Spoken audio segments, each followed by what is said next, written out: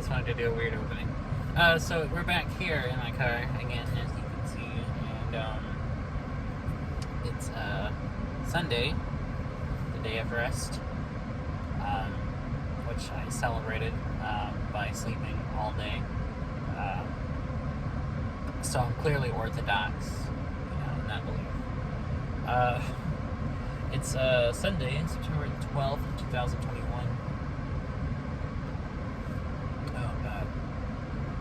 And I have gas. And this is today's video message for my friend Lilla, a friend of mine who lives around and around the world while I'm lying and lonely. And I live in Oklahoma, as you can tell from my accent. So Lilla, if you're watching, my advice to you on this day of the Lord's rest is if you ever need wisdom, or if you ever need your future foretold to you, then take a page out of Saul's book from the Bible and go visit the Witch of Endor. It's funny because people,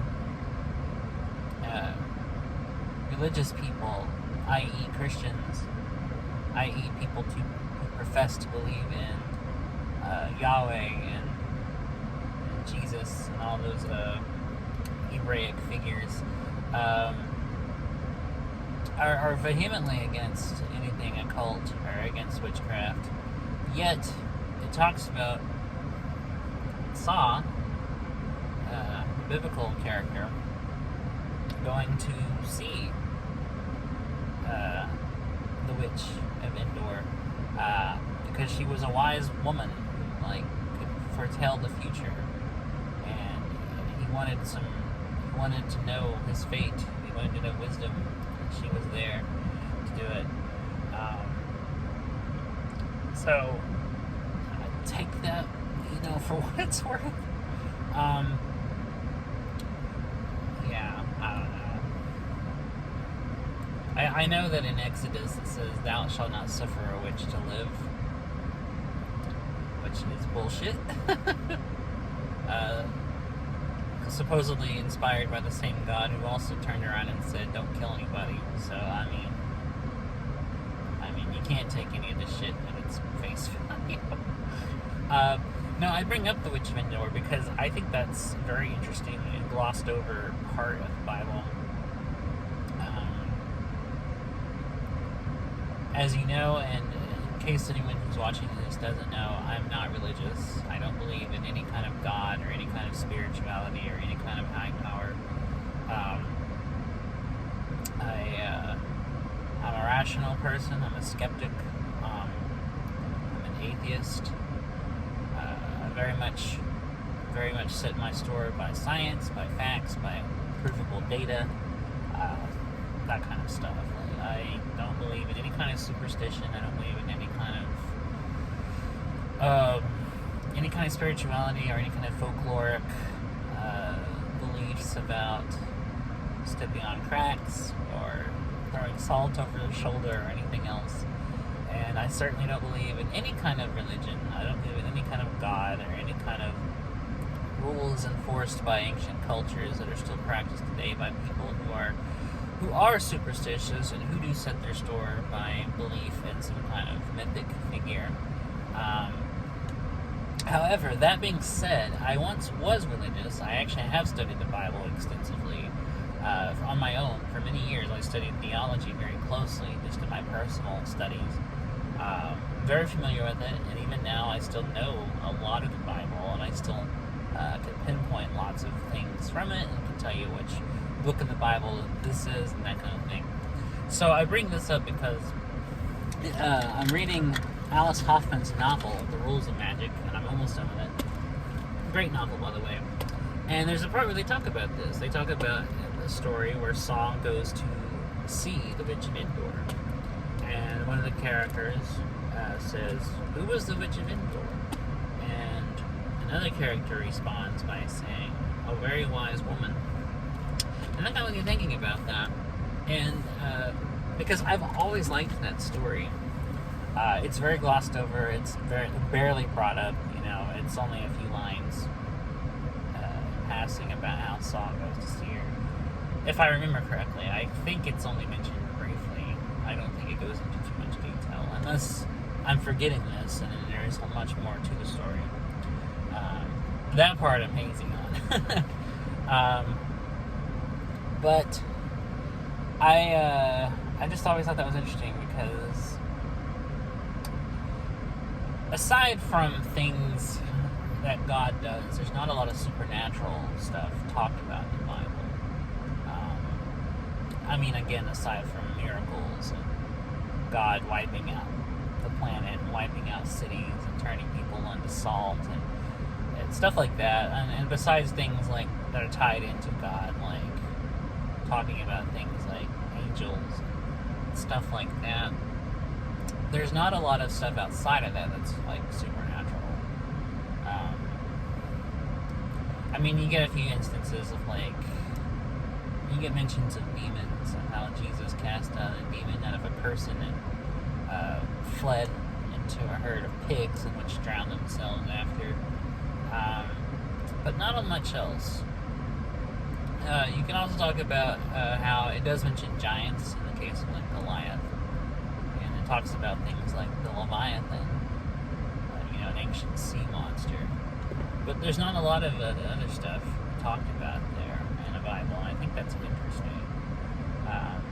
Because what little there is talked about does kind of point to the beliefs of people at that time these stories were written, and point to kind of like how these folkloric ideas have always been around in this culture, but because this particular religion frowns on such things, they're not brought up much. Or if they are, they're brought up in a negative light. So it's interesting to talk about how in this story, the Saul is looking for wisdom and goes to see the witch of Endor, who's not named. She's just referred to as the witch of Endor. Like, who knows what her actual name is, or even if this was a real person. I put very little in store with what the Bible says, obviously, because outside of things that are completely mythical and could never have happened, like the Garden of Eden and stuff, I'm hesitant to believe in such figures like Moses actually, or living people who actually lived. Even Jesus, the jury's out on that for me. People have said that there's evidence pointing to the historical presence of such a man, but I don't know. I think the evidence that supposes that he actually existed is very flimsy. I haven't seen anything concrete enough, I think. So obviously, this may, there may not even have been a Saul. There may not even have been, Esau, any of these characters. I think these are all fairy tales. But in the off chance these are fictional stories based on actual people who lived, written by people who were there, or people even heard them handed down like folk tales. If such a woman lived, I would be curious to know who she was, but of course it's not going to go into that. Because, the Bible's the last thing you want to put any kind of like trust in as far as authenticity or historical accuracy, because this is obviously a collection of tangentially related folk stories passed down from generations to generations, written thousands of years apart, in which describe things that defy any kind of reality or any kind of physics, and things that can't happen. Because I don't care how much you believe, you're never going to part the ocean. You're never going to kill an army with a jawbone. Sorry. You're never going to walk on any water. And, you're not going to cure people of any kind of sickness outside of having medicine or any kind of breakthroughs in medical science. In fact, the religion exists primarily to control the masses and brainwash people and get them to turn away from any kind of logical thinking or science, because that's all the power it has over them. It exists because people in power want something to hold over them, and preys on people's superstitious natures. And it exists to control people, and it's very dangerous, and I'm very critical of it. And I don't hate people, but I hate religion, and I hate the ideas people have, especially very dangerous and unhealthy ideas like religion and believing in such things like Yahweh or Jesus or Mary or Allah or anything you want to believe in. It's all dangerous, it's all unhealthy, and it's caused a lot of problems, and more damage has been done in the name of religion than any good has ever been. So I don't know. Sorry, not to get off on a tangent, but the Witch of Endor I think is an interesting story because, like I said, everything else in the Bible and everything like modern Christianity bases its beliefs in it's like everything is like nothing occult. We don't want any kind of witches. We don't want any kind of like warlocks. We don't want any kind of magic. Because it's funny because in other places in the Bible, like magic is definitely portrayed as wrong. It talks about elsewhere you're not going to have to see fortune tellers. It talks about how Moses used the power of God against an Egyptian magician. Things like that. So instances of magic and the occult are briefly talked about, but are definitely always portrayed, except in this case, in a negative light. Because in Saul's case, it's not portrayed as a negative. It's not portrayed as like, oh, he shouldn't have done this, and he's sinning by seeing this witch. It's just portrayed as an event that happened. Just another way in which the 100,000 million ways the Bible contradicts itself. So I don't, and that's the funny thing with me. It's like people talk about how the Bible is infallible and you can't prove it wrong, and I'm like, bitch, the thing itself proves itself wrong. Like, there's so many contrary things it says that there's not even any kind of consistency or stability to this thing. Like, I could see I could see choosing to believe this if the actual texts that you consider to be the word of your God were at least consistent and had rules that were that lined up with each other and never contradicted itself, or had and it didn't have conflicting accounts of things or conflicting rules of one part saying do this and the other part saying don't do this, and then at least I could see why somebody would choose to believe this, even if I think it's completely irrational and frankly unhealthy to choose to believe in something like that. But I don't know, man. Like, I don't understand why people choose to believe in something so blatantly wrong and stupid. Like,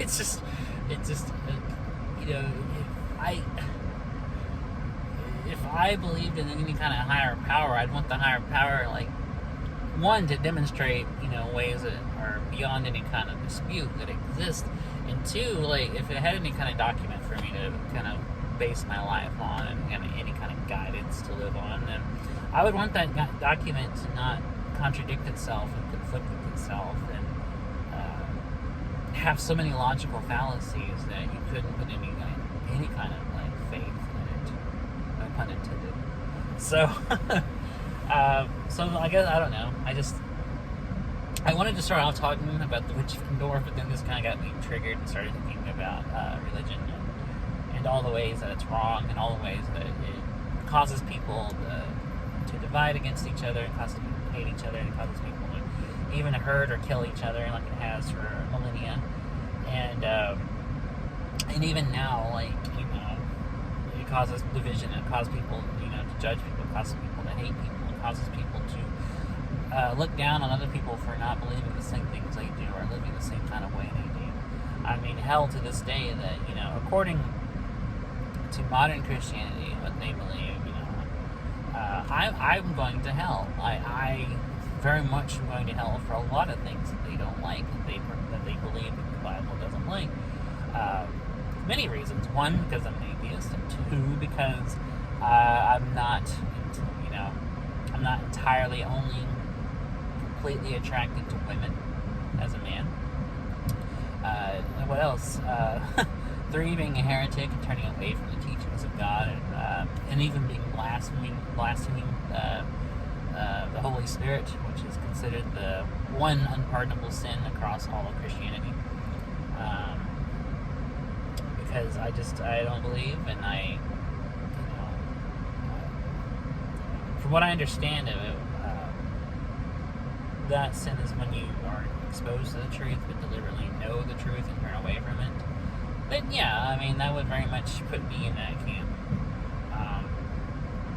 But the funny thing is, people talk about you're going to hell for this and you're going to hell for that, when in reality, the Bible itself actually doesn't talk about hell. Like, there's no mention of it. There's not even, in the original Hebraic text, there's not even a Satan. Satan's not even a thing in the original Bible. It's been through mistranslation and misunderstanding that's been kind of repeated and repeated and repeated over time. Like, these modern ideas come from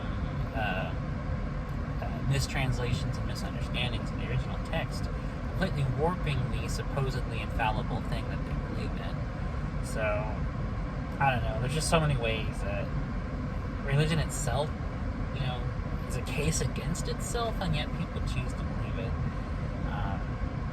And I know there's the whole field of apologetics, which aims to prove the existence of God and the validity of the Bible, but even that in itself is a joke, and there's nothing in it that does stand up to any reasonable argument to anything. So, I don't know. Just call me a heretic, burn me at the stake, whatever. But I don't know. I think the Bible would at least be more interesting if there was more references to wise women who were witches. Then at least I would want to read it more often. And portrayed in a good way. I don't want them portrayed in a bad way. Because fuck that. I don't know.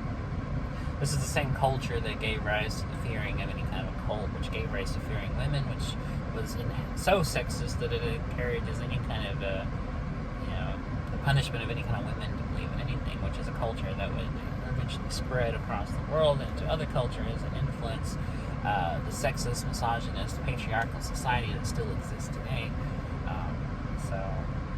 This is a culture that obviously, and even in the Bible, talks about how, women should not be their own people, but submit to their husbands and submit to men. What the fuck kind of sexist religion is that preaches that? And what blows my mind is there are women even now who believe in this stuff that are like, oh yes, I don't want to go against my husband, and I just want to be submissive and be a good wife. I'm like, no, be your own person. What the fuck kind of religion teaches you to not be your own person and not think for yourself and only go with what your husband wants you to do? Jesus Christ. Unintended. God damn. It's sickening, honestly. And, so, yeah. Man, this did not go the way I thought it was going to. I just wanted to talk about this interesting little tidbit from the Bible, and here I am talking about why religion sucks, but it does, and I don't not think these things, and I stand by everything I'm saying, and I'm not going to change my mind about it. I forget who said it. I think it was Penn Jillette. He once said the fastest way to get somebody to be an atheist is to let them read the Bible. And yeah, that's very true. Because little backstory for me, I grew up believing in that stuff. I was always told that stuff was true, and I lived in the Bible Belt and was raised in this kind of environment. And as a kid, I didn't know anything about it. I just heard stuff, and I was like, oh, okay. And I was also very gullible, so as a child, I believed anything I was told. So I grew up thinking that stuff was true, and I believed all this stuff was real, but I didn't know much about it. Cut to high school, I was lonely and depressed, and I felt like my life had no meaning, so therefore I went to church, and they told me that I could be saved by Jesus. And so, of course, to me that sounded great, because I was looking for something bigger to believe in, which is, I think, why a lot of people believe this stuff. And so I became an actual believer, a self-professed Christian. But the more I heard stuff, the more that was preached to me, the less I started to kind of believe in it, or the less I was kind of going with it. Because even as a Christian, I didn't agree with a lot of the tenets of what modern Christianity and modern conservatism stands for. For instance, I've never been against homosexuality. I've never been against the marriage of gay people, which is very much things that conservatism doesn't like.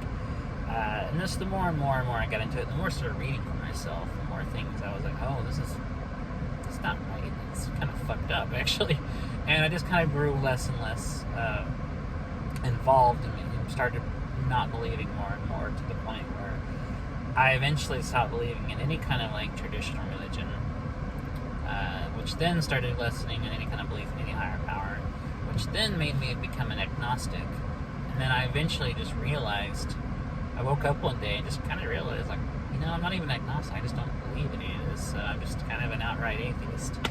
So, and that's only increased the more I know about, the more I've gotten into science, and the more I know about the world, and the more I understand things, the more I realize, like, yeah, there's nothing like, there's no kind of religion here. Like, this is just stuff people make up. And so it kind of took me a while to get to thinking more logically about these things, but I started to, and I'm glad I did, because now I understand that this is all just psychological stuff people do to tell themselves that there's something higher, so they'll feel better about themselves.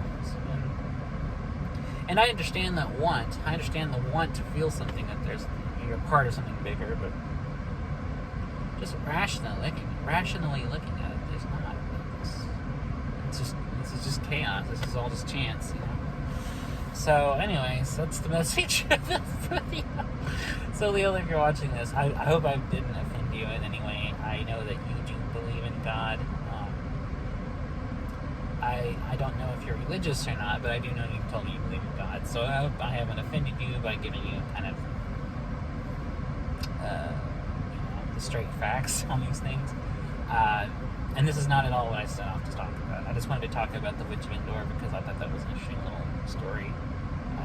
How it kind of contradicts all the other negative depictions of the occult in the Bible. But sorry. I'm really sorry. I didn't mean to start talking your ear off about this. And this video is going to get a lot of negative reception, I'm sure. I'm sure there's going to be a lot of people who are like, fuck you, man, it's all true. And I'm like, fine, think what you want. I mean, I'm not going to debate this with people. People are going to make up their own minds about stuff, and I'm not going to try to dissuade them if they really want to believe this stuff. All I can do is just point out how irrational it all is and hope that they come to understand that for themselves. So, anyway, sorry to ramble on about all this stuff. I guess I'll end here, and maybe next time I'll have a more coherent video where I'm not just rambling on about stuff that bothers me and stuff that's just clearly immoral and wrong. So, yeah. I guess I'll end this here, and I'll try to be back tomorrow to do another one of these videos.